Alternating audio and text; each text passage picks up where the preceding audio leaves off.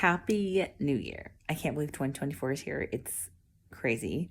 Today is January 2nd, and actually in a few minutes it's going to be January 3rd because it's almost midnight. I thought I'd make my first video of the year here. I have been thinking about resolutions for the last few days, and I'm kind of torn between what to do. Normally, on any year, as in any year over the past decade, I've always had like resolutions ready to go. I know exactly what I'm doing. And come January 1st, I go like a mad woman down the rabbit hole of trying to achieve my goals. And this is the first year in such a long time where I have not had really a single resolution that was detailed, that was like measurable. I've just had ideas and concepts of what I'd like to achieve, but nothing formally written down, printed out with like charts ready to check. And I kind of feel like really unprepared. In one sense, I'm like, okay, what if I make 0 resolutions? Starting from 0, and anything I achieve, any success is a bonus, gravy on top. On the other hand, since it's the first week of the year, I feel like it's not too late to make resolutions, tweak them as I see fit in January, and then go crazy February, March, April, May to the end of the year doing whatever it is that I want to achieve. I could go both ways here. At the same time, I'm just like, well, why make 20 goals and then achieve like none of them? That sounds like negative. Like I want to be successful. I want 2024 to be a really successful year. I shouldn't feel like I missed the boat, because I feel like so many times, and I don't think I'm alone in this, where we start the resolutions come January 1st and it lasts for a good solid 2-3 weeks. And then we start like forgetting, or we run out of time, or we get lazy, or whatever it is. And then we miss a day in our like pursuit of making sure every day is checked off on whatever it is that we're trying to pursue.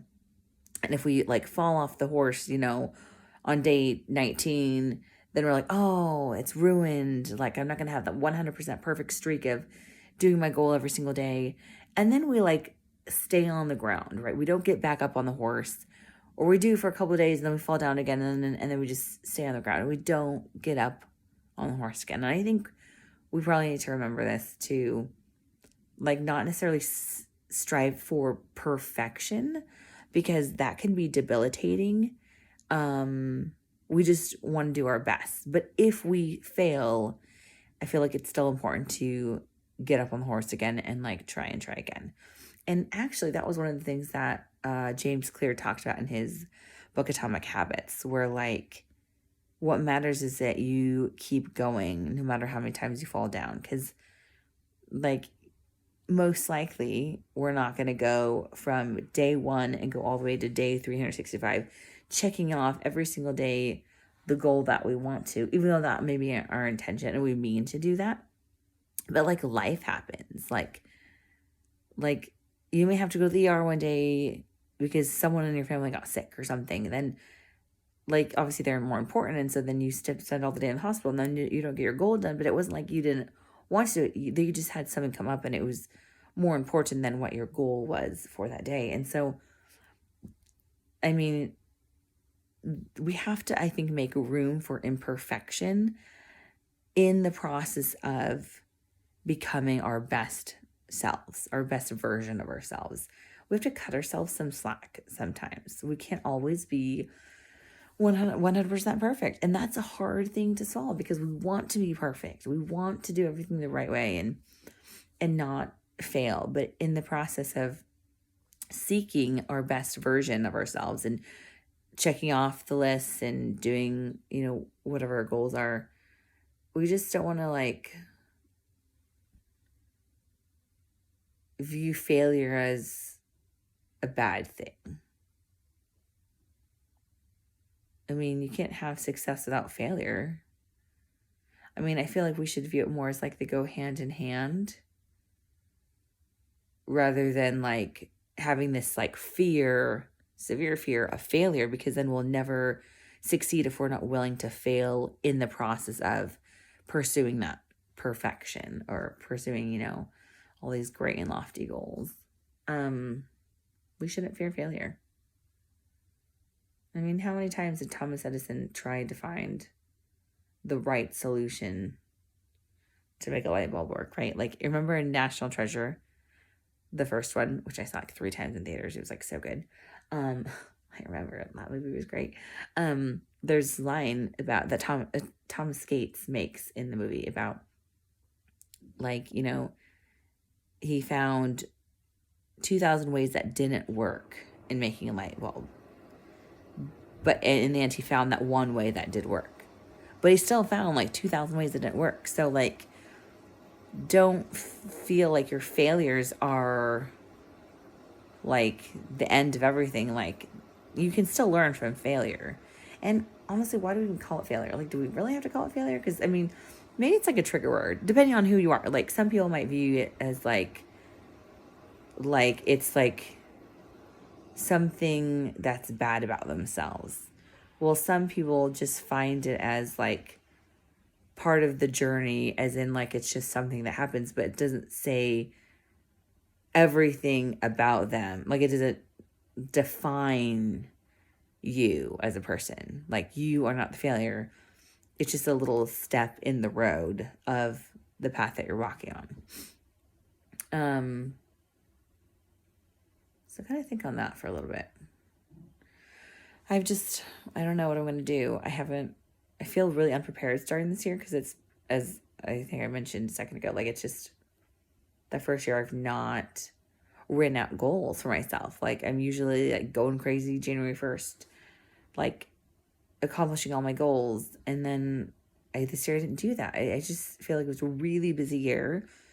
And it was really busy because December was, every December we have like one of our kids' birthdays, and then we have 2 days later our anniversary, and then after that, then there's Christmas, like a week and a half later. And so it's like boom, boom, boom.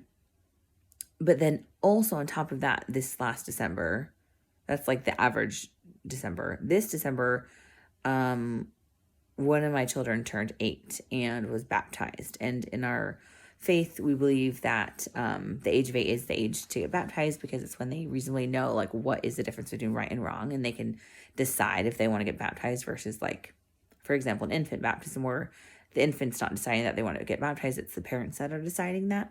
So we just like to give them the choice if they want to follow Christ or not, kind of thing. So that's why it's like the age of 8. But the point is, like, his baptism was in December. And so there was the process of like planning for that. And part of it like was like the anxiety of it all, like, because it was such an important and big day and I wanted it to be perfect, right? As perfect as possible. But it was crazy because like the actual time to plan a baptism is not that long. But I spent so much of December like thinking about all that had to be done. And I spent more time thinking and stressing about what had to be done than actually planning for the baptism, which took a very short amount of time. And I waited till the last minute to do it, which is probably not a good idea. I should have planned for a little bit farther beforehand so I wouldn't be as stressed. But I just feel like, how often does it happen where we stress about like all that has to be done? We spend hours like filled with anxiety of like, I've got to do this and I've got to do this. But when you actually write down a list of what you have to get done, there's like 5 things.